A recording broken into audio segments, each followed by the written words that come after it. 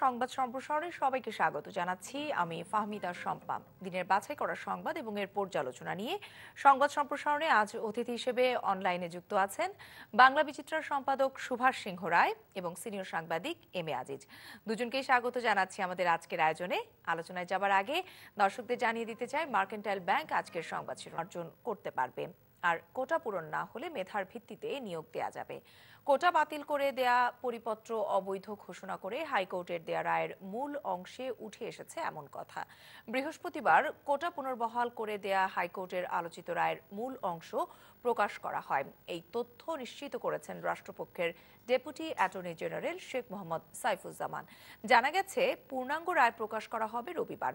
এর আগে বুধবার কোটা বহাল করে হাইকোর্টের দেয়া রায়ের উপর 1 মাসের স্থিতাবস্থা দেয় সুপ্রিম কোর্টের আপিল বিভাগ।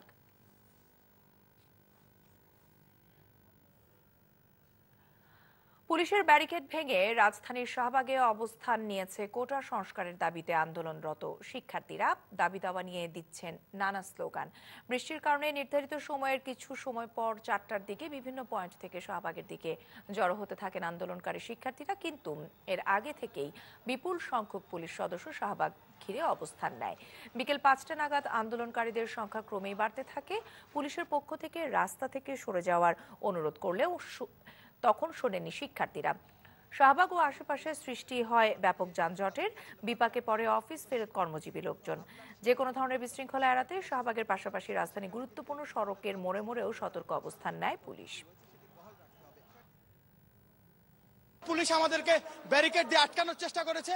আমরা সাধারণ শিক্ষার্থীরা আমাদের শান্তিপূর্ণ কর্মসূচি পালনের লক্ষ্যে আমরা তাদের ব্যারিকেড ভেঙে কিন্তু আমরা সাধারণ শিক্ষার্থীরা কিন্তু শাহবাগ মোড়ে অবস্থান নিয়েছি। আজও দেশের বিভিন্ন সড়ক মহাসড়ক অবরোধ করে কোটা সংস্কার আন্দোলনকারীরা। এতে দেখা দেয় দীর্ঘ যানজটের ভোগান্তিতে পড়েন চলাচলকারীরা। দুপুরে কুমিল্লা বিশ্ববিদ্যালয়ের সামনে আন্দোলনকারীদের সাথে পুলিশের সংঘর্ষ হয়। এতে আহত হন অন্তত 5 শিক্ষার্থী। পরে ঢাকা চট্টগ্রাম মহাসড়ক অবরোধ করে শিক্ষার্থীরা। এদিকে সাভারে ঢাকা আরিচা মহাসড়ক অবরোধ করে জাহাঙ্গীরনগর বিশ্ববিদ্যালয় সহ বিভিন্ন প্রতিষ্ঠানের শিক্ষার্থীরা। এছাড়া পুলিশের বাধা উপেক্ষা করে কোটা সংস্কারের দাবিতে সিলেট সুনামগঞ্জ আঞ্চলিক মহাসড়ক অবরোধ করে শাহজালাল বিজ্ঞান ও প্রযুক্তি বিশ্ববিদ্যালয়ের শিক্ষার্থীরা। অন্যদিকে বরিশাল কুয়াকাটা মহাসড়ক অবরোধ করে কোটা সংস্কারের পক্ষে স্লোগান দেয় বরিশাল বিশ্ববিদ্যালয়ের শিক্ষার্থীরা।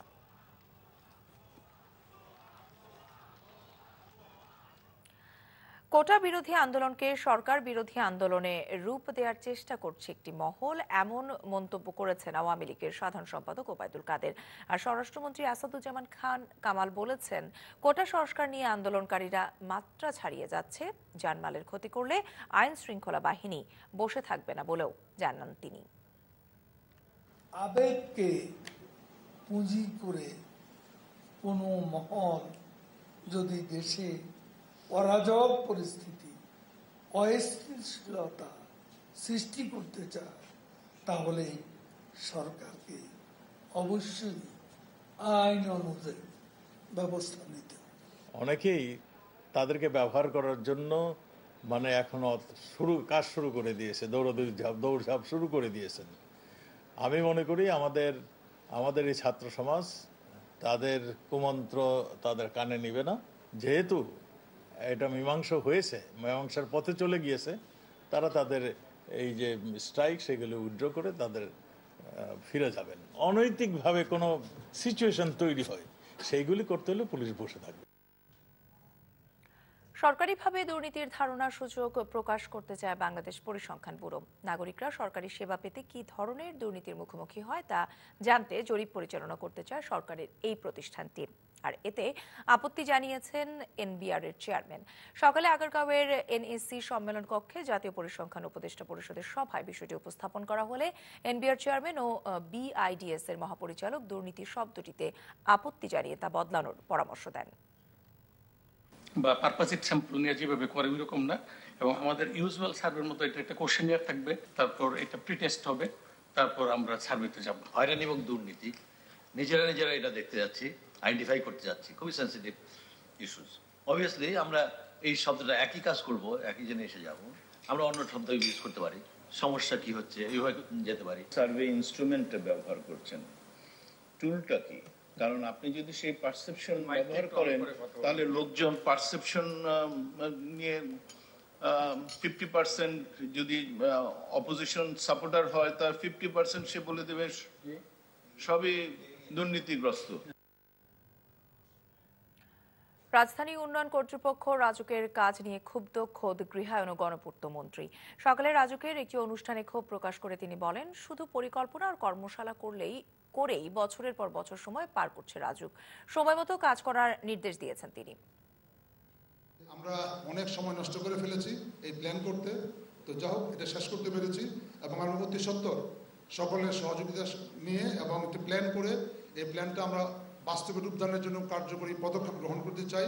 আমাকে এটা বুঝিয়ে বলুন তো, এই যে আপনারা ক্লাইমেট রেজিলিয়েন্ট এবং গ্রিন অ্যাকশন প্ল্যান করলেন, এটা যদি এই প্ল্যানটা যদি প্ল্যানের উপরে কর্মশালা করতে করতেই যদি আপনার বছর শেষ হয়ে যায়, কর্মশালা করবেন, কর্মশালার প্রয়োজন আছে, প্ল্যান করবেন, প্ল্যানের প্রয়োজন আছে, আমি বাস্তবায়নের উপরে জোর দিতে চাই। পূর্বাঞ্চলে অনেকে এমন প্লট পেয়েছেন যারা এখন আর জীবিত নাই। যে পরিকল্পনায় কোনো অগ্রগতি নাই, সে পরিকল্পনা করে লাভটা কি?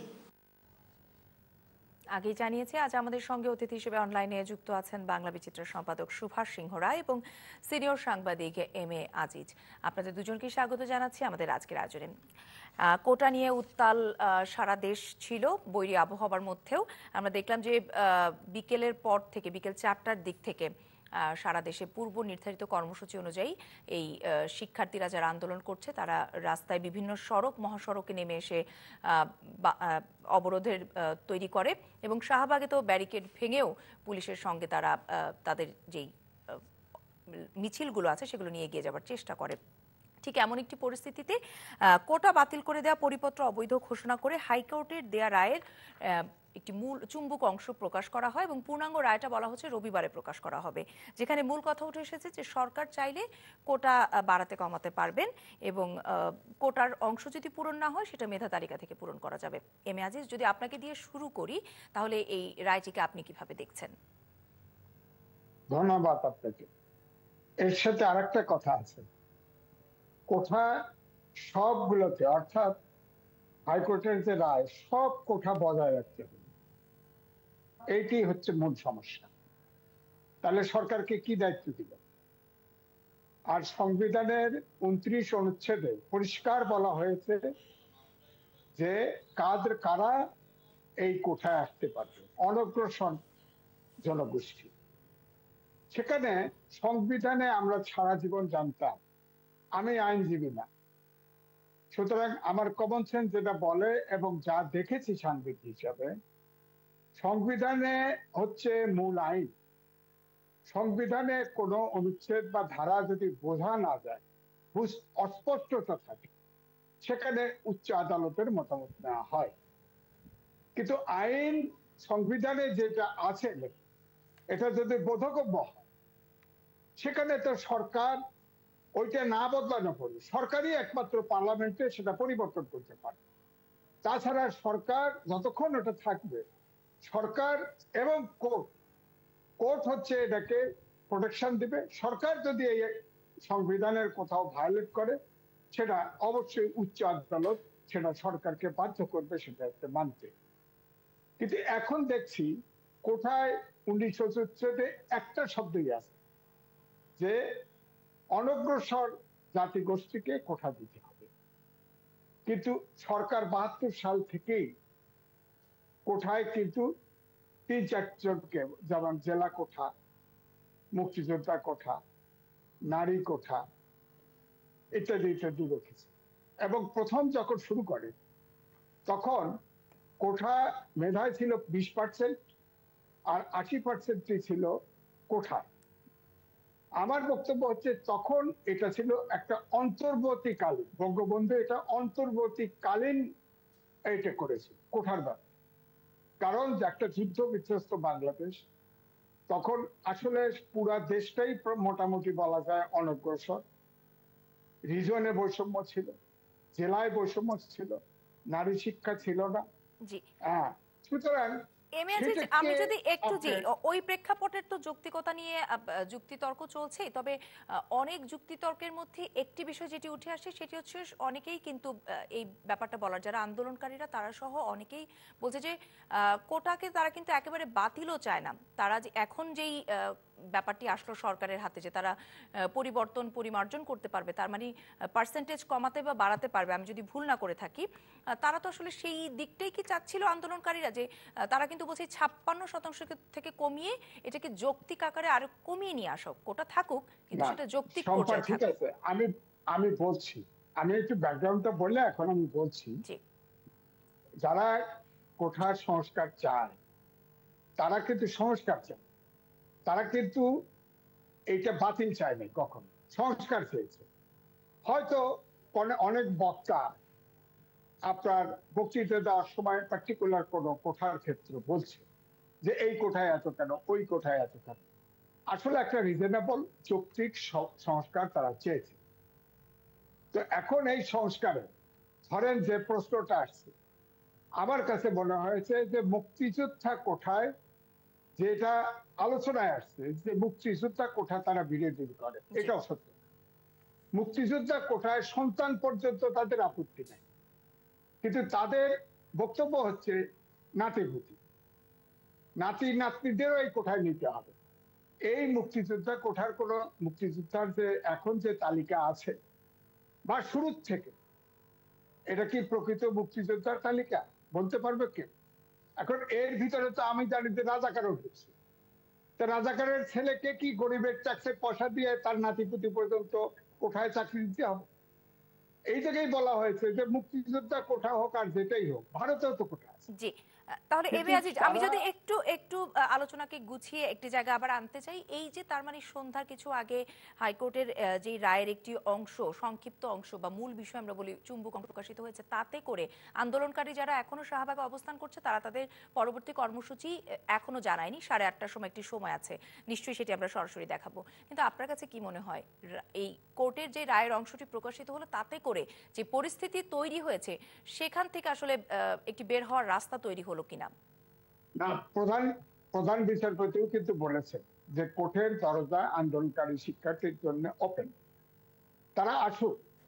এবং তিনি ইঙ্গিত করেছেন এমন একটা ভাবে যে তারা এই ব্যাপারে অবশ্যই পজিটিভ ভাবেই দেবে, তারা তাদেরকে পরামর্শ দেন। সরকারও যদি কিছু করে সেক্ষেত্রে তো উচ্চ আদালত কিছু বলার সুযোগ থাকে। সুতরাং আমাদের কাছে বলতে চাইছে তার সমাধান আমাদের কাছে। কিন্তু আমার এখানে বক্তব্য হচ্ছে, সংবিধানে পরিষ্কার আছে অগ্রসর জাতিগোষ্ঠীকে কোঠা দিতে হবে, কিন্তু আবার সংবিধানের সমতার কথা বলা আছে যে সকল নাগরিক সমান অধিকার সংরক্ষণ, কিন্তু পার্টিকুলারলি কোঠার ক্ষেত্রে বলা হয়েছে অনগ্রসর। এখানে আইনে যেহেতু স্পষ্ট আছে সেখানে সরকারই তো করবে। এই জন্য কোঠা গতকাল পর্যন্ত তারা বলছে যে আমরা বিচার বিভাগ নয়, আমরা এক্সিকিউটিভ বিভাগের সিদ্ধান্ত চাই, তাদের কাছে সিদ্ধান্ত চাই। এখন যেটা হাইকোর্ট যেটা রায় দিল, এখন রায় যেটা দিল সেটা আপনি যে পয়েন্ট করছেন সেটা হলে সমস্যার সমাধান হচ্ছে, কিন্তু প্রথমেই বলে রাখছে সকল কোঠা বহাল রাখতে। জি, আপনি যে জায়গাটিতে ব্যাখ্যা, জি আমি এই জায়গাটিতে কিছুটা ব্যাকগ্রাউন্ডও বলেছেন, কিছুটা বাস্তব যৌক্তিকতা আলোচনা সমালোচনা আসছে। আমি ঠিক সেই জায়গা থেকেই যেখানে শেষ করেছেন সেখান থেকে আমি সুভাষ সিংহ রায়ের কাছে জানতে চাই যে আজকে যে পরিমাণে উত্তাল ছিল বিকেলের পর থেকে, ব্যারিকেড ভাঙা থেকে শুরু করে কুমিল্লাতে তো ধাওয়া পাল্টা ধাওয়া হয়েছে পুলিশের সঙ্গে, পরিস্থিতি একটু একটু করে একেবারে কঠোর অবস্থানের দিকে চলে যাচ্ছিল। সেই জায়গাতে এই যে হাইকোর্টের রায়ের একটি অংশ আমরা পেলাম, রবিবার তো পূর্ণাঙ্গ পাবো, তাতে করে কিছুটা হলেও পরিস্থিতি স্বাভাবিক হবে কিনা?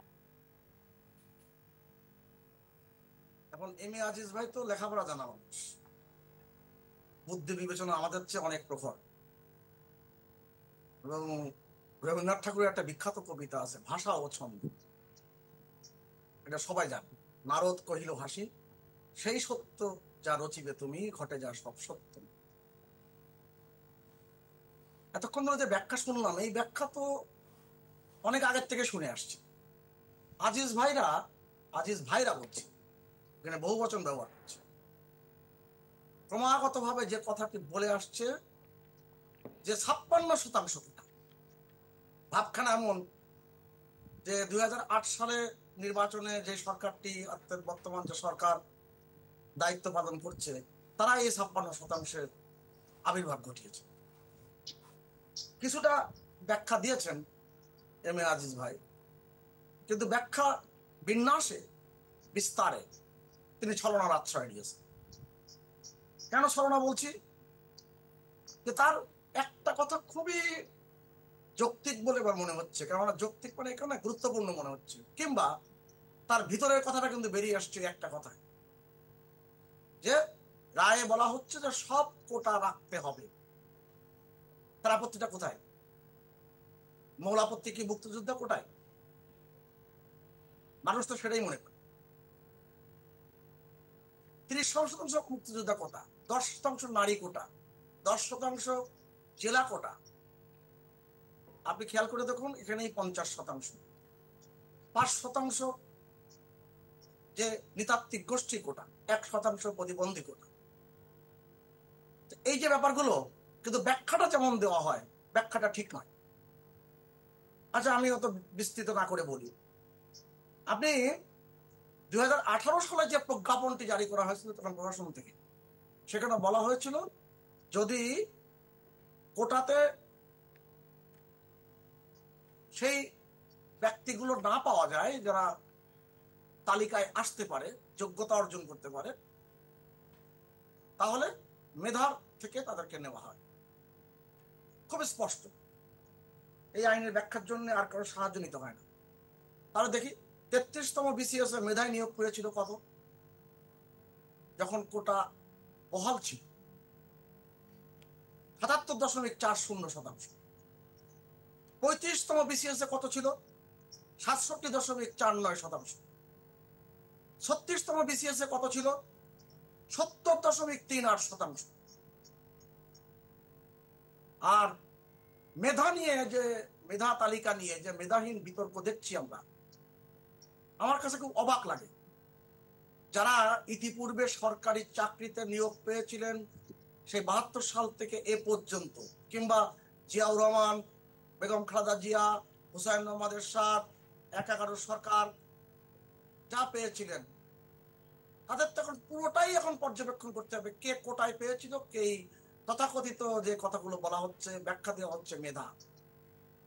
যারা পরীক্ষা দিয়ে পাশ করছেন, যারা ভাইবা পর্যন্ত যাচ্ছেন, সমস্ত পরীক্ষা উত্তীর্ণ হয়ে তাদেরকে আপনি যে মেধাহীন বলছেন। সুভাষ সিংহ রায়, যৌক্তিকতা বা এই যেই তথ্যপাত্য আপনি বা এম এ আজিজ দেবার চেষ্টা করছেন, সেই বিতর্ক আসলে চলতেই থাকবে। কিন্তু সংক্ষিপ্ত সময় যদি আমরা আলোচনাকে আবার একটি পিন পয়েন্টে আনতে চাই, জি, যে পরিবর্তন বা সংস্কার, একেবারে বাতিলের কথা যেটি বলছিলাম, অনেকেই তো বলছে না যে বাতিল করে দিতে হবে, কিন্তু সেটাকে যদি পরিবর্তন সংস্কারের এখন যে আবার আরেকটি সুযোগ আসলো, সেই সুযোগটি আসলে আন্দোলনকারীরা এই রায়কে কিভাবে দেখবে, বা কোন দিকে আসলে ঘটনাটি মোড় নিতে যাবে বলে আপনি মনে করছেন? আপনার প্রেডিকশন কি?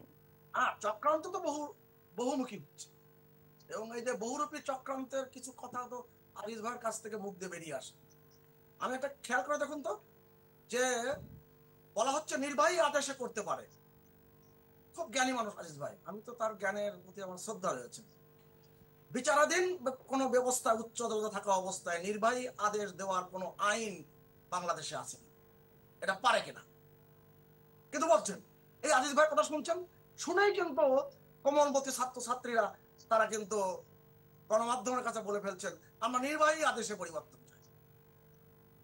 বিচারাধীন বিষয়ে নির্বাহী আদেশ, আমি জানি না আজিজ ভাই কি বলবেন। এবং সবচেয়ে দুঃখজনক ঘটনা, 40, 41, 42, 43 এই যে পাবলিক সার্ভিস কমিশনের যে পরীক্ষায় নারীর অবস্থান দিন দিন কমে আসছে। মার্কিন যুক্তরাষ্ট্র, যে দেশে মাত্র 100 বছর আগেও নারীর ভোটাধিকার ছিল না, সেখানে কিন্তু এখন নারীদের অংশগ্রহণের জন্য বিশেষ বিশেষ ব্যবস্থা কিন্তু রয়েছে প্রত্যেকটা অঙ্গরাজ্যে।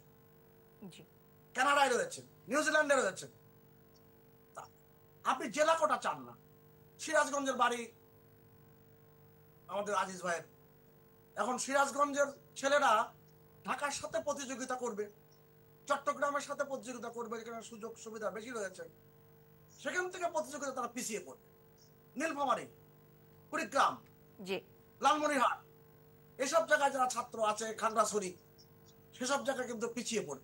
জি, তার মানে কোটার যৌক্তিকতা আছে, কিন্তু এখন আন্দোলনকারীদের সিদ্ধান্ত কি আসে, যেটি বলছিলাম যে তারা তো এখনো কর্মসূচি ঘোষণা করেনি, তাদের কর্মসূচিতে নতুন কি আসে সেটি আমরা নিশ্চয়ই দেখাবো সরাসরি যখন তারা বলবে। তবে এই মুহূর্তে আমি একটি বিরতি থেকে ঘুরে আসতে চাই।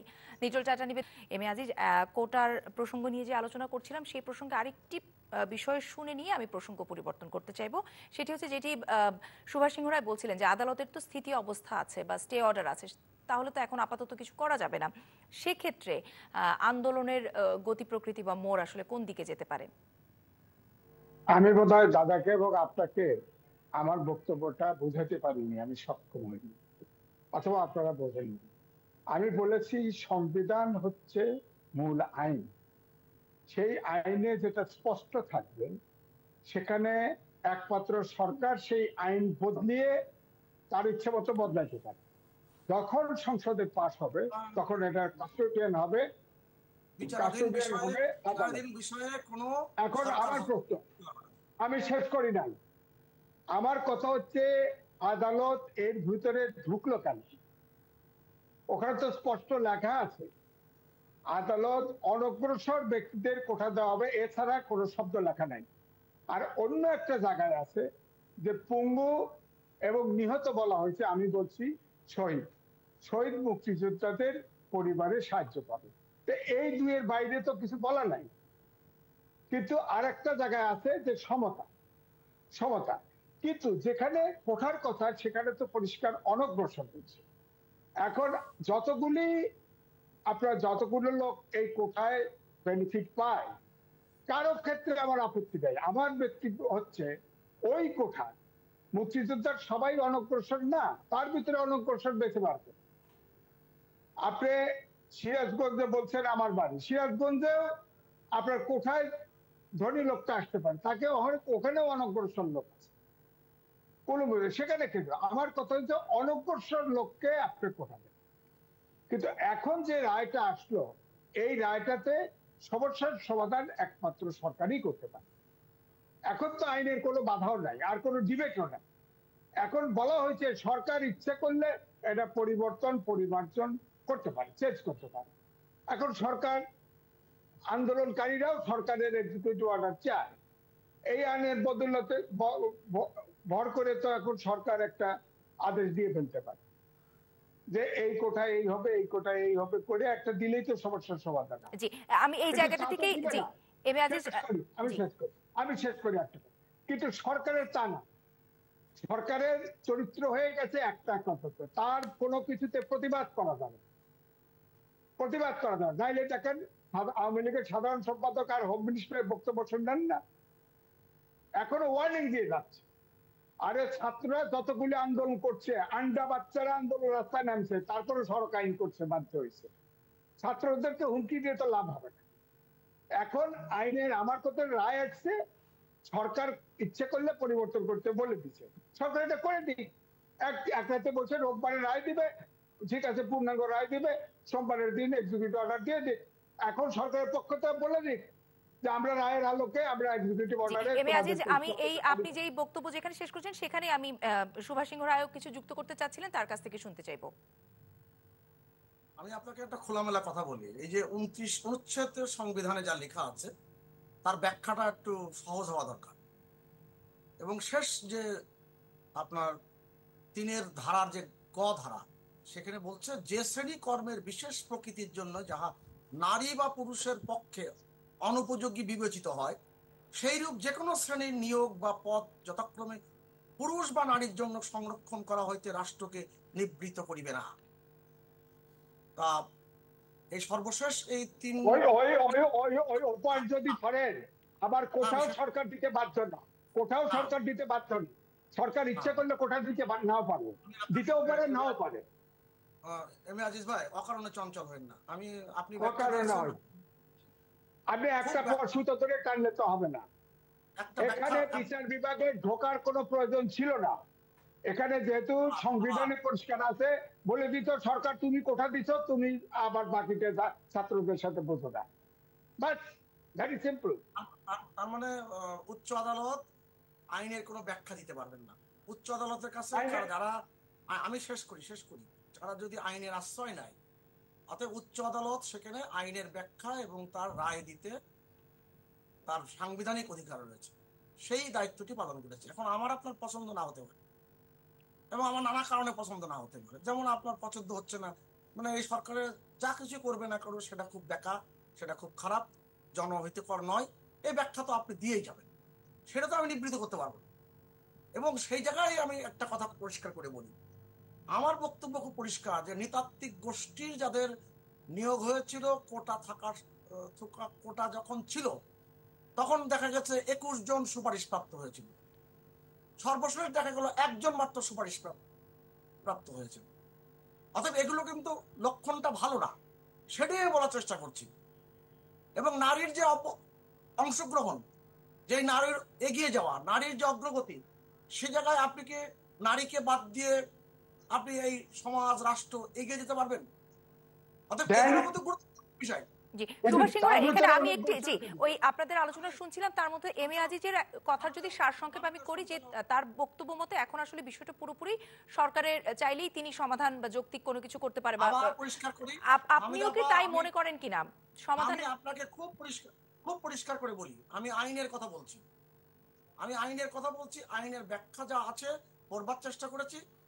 উচ্চ আদালতে বিচারাধীন কোনো বিষয়ে নির্বাহী আদেশ দিতে পারে না, এটা আইনের কিন্তু ব্যত্যয় ঘটবে। এবং অর্ডার তো দিয়ে দিচ্ছে, রায় তো দিয়ে দিচ্ছে। না, রায় আসেনি এখন। আমি এই জন্য বলছি আপনাকে 7ই আগস্ট পর্যন্ত অপেক্ষা করতে হবে। সেই অপেক্ষা করার পরে আপনাকে একটা সুনির্দিষ্ট ডাইরেকশন আসবে, তার মধ্যে ভিত্তিতে করে সরকার সেখানে অবস্থান গ্রহণ। অতএব এই যে অকারণে চঞ্চল যেমন আজিজ ভাই হচ্ছে, সে নিজে তো হচ্ছে না, সবাইকে চঞ্চল করার চেষ্টা করছেন। আমি এই মিছিলের সন্তান, আমি মিছিলের ভাষা বুঝি, আমি মিছিলের উত্তাপ জানি। এবং এক কথা ঠিক, আজিজ ভাইয়ের সাথে আমি একমত, ছাত্ররা যখন কোনো কিছু নিয়ে রাস্তায় নামে তারা অর্জন না করে রাজপথ থেকে ফেরে না। জি, এবং তাদের আজকের কর্মসূচি নতুন কি আছে সেদিকে কিন্তু আমরা অপেক্ষায় আছি, তারা প্রস্তুতি নিচ্ছে আমরা যতটুকু খবর পেয়েছি। আমরা আরেকটি বিরতি থেকে ঘুরে আসতে চাই, তারা তাদের বক্তব্য শুরু করলে আমরাও সেটি দেখানোর চেষ্টা করব। এম এ আজিজ, আপনাদের দুজনেরই আসলে এই আইনি ব্যাখ্যা বা অতীতের ইতিহাস সবকিছুই, কোটার যৌক্তিকতা অযৌক্তিকতা সমস্ত কিছু শুনে এখন বর্তমান যে পরিস্থিতি, রাজপথে এখনো আন্দোলনকারীরা আছে এবং সেই সঙ্গে কিন্তু জনগণেরও দুর্ভোগ হচ্ছে, যে সিদ্ধান্তগুলো আসছে একে একে করে, এখন যে মোমেন্টে আছে বা যে পয়েন্টে আছে, তাদেরকে আসলে এখান থেকে রাজপথ ছেড়ে ক্লাসরুমে ফিরে যাওয়া উচিত না কি করা উচিত বলে আপনি মনে করেন? এখন যেহেতু আমার দাদার ভাষায় সাথে মিলে সুর মিলে বলতে চাই, হাইকোর্ট যেহেতু রায় দিয়ে ফেলছে, এখানে সরকারকে বলেই দিচ্ছে যে সরকার ইচ্ছা করলে এটা পরিবর্তন করতে পারে। এখন সরকার দ্রুত, এবং আন্দোলনকারীরাও তাই চায়, সরকার এখন এটা সংস্কার করে দিক, প্রয়োজনে তাদের ডেকে নিয়ে তারা কি চায় আলোচনা করে দিলেই তো সমস্যার সমাধান হয়। প্রথমে আশ্বস্ত করলেই তো হয়, সরকারের পক্ষ থেকে আশ্বস্ত করতে হবে। সরকার তো পক্ষ থেকে তো তাদের সাথে কেউ কথাই বলতেছে না, শিক্ষকদের সাথে কেউ কথাই বলতেছে না। অর্থাৎ তারা কি ফাইনালি কি তাদেরকে দমন করতে চায় না? আমার তো হিসেবে মনে না, আলোচনা করবে না কেন? আপনার বাচ্চা পোলারা সড়কে ড্রাইভিং লাইসেন্স দেখছে না, আইন তো করছিল বাধ্য হয়ে, সেই আইন তো আবার অনেক দফা কিন্তু চাপের মুখে সড়ক পরিবহন আইন করছিল। আবার একটু থামিয়ে কোটা সংস্কার আন্দোলনকারী যারা আছেন তারা এই মুহূর্তে বক্তব্য রাখছেন, একটু তাদের বক্তব্য শুনে আসতে চাই। তারা ব্রিফ করছেন শাহবাগ থেকে, আমরা সরাসরি যেতে চাই সেখানে।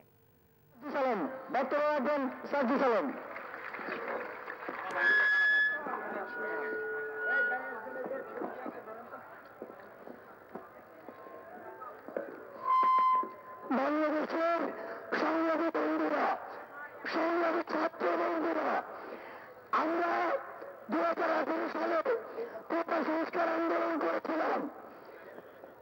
তখন মাননীয় প্রধানমন্ত্রী সংসদে বলেছিলেন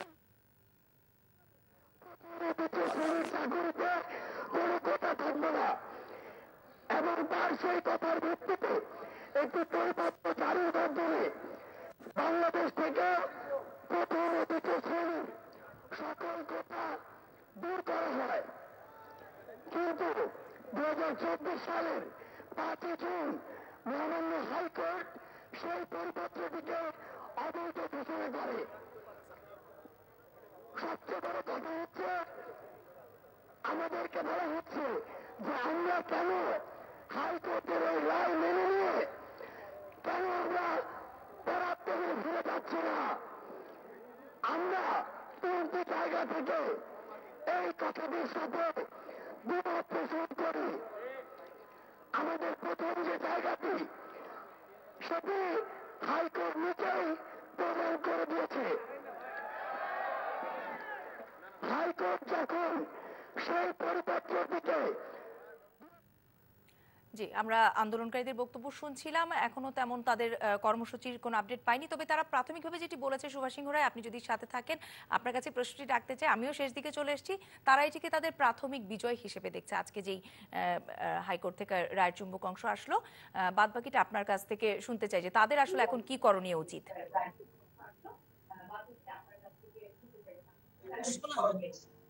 মুক্তিযোদ্ধার সন্তানরা যে আদালতের আশ্রয় নিয়েছিল তা দীর্ঘ পথ পরিক্রমায় হাইকোর্টের একটি রায় এসেছিল যে আগের যে পরিপত্র সেটা স্থগিত করা হচ্ছে। আর সেই হাইকোর্ট আজকে যেটা বলে দিয়েছে যে সরকার চাইলে পরিবর্তন করতে পারবে কোটার পদ্ধতি। অতএব একটা ব্যাখ্যার জায়গায় তো চমৎকার করে এসে গেছে। অতএব এখানে ছাত্রদের এখন ধৈর্য ধারণ করে ঠান্ডা মাথায়, কারণ সরকারের অনেক কিছু ভাবনা চিন্তা করে কাজ করতে হয় এবং সরকারের নানান বিষয়ে তার চুলচেরা বিশ্লেষণ করতে হয় এবং এই একটা পদ্ধতির পরিবর্তন করতে গেলে অনেকগুলো বিষয়ে তাদের কমিটি গঠন করতে হয়, সেখান থেকে মতামত আসতে হয়। সেই মতামতগুলো একত্রিত করে তখন সরকার সমস্ত কিছু সিদ্ধান্ত নেয়। তার মানে আন্দোলনকারীদেরকে কি একটু সময় দেওয়া উচিত? না, মার্শাল ল ডেমোক্রেসির গভর্নমেন্ট না যে আমি চাইলাম আর একজনের ফাঁসি দিয়ে দিলাম। আমি সেটাই বলছি যে আন্দোলনকারীদের এখন উচিত একটু গভর্নমেন্টকে সময় দেওয়া, পুরো ব্যাপারটাকে একটু সিস্টেমের মধ্যে আনার জন্য। একটা সময়সীমা উচ্চ আদালতের, সুপ্রিম কোর্টের যে ডিভিশন, সেই ডিভিশন তো বলেই দিয়েছে যে 7ই আগস্ট পর্যন্ত তাদের সময়সীমা দিয়ে দিয়েছে। সেখানে 7ই আগস্ট খুব বেশি দিন এবং এটার সমাধান হতেও সময় খুব বেশি সময় লাগবে না, সমাধান নিশ্চিত। অর্থাৎ অপেক্ষাটা খুব জরুরি। জি, অনেক অনেক ধন্যবাদ আপনাদের দুজনকে আজকে আমাদের সঙ্গে আলোচনায় যুক্ত হবার জন্য। এই ছিল নিটোল টাটা নিবেদিত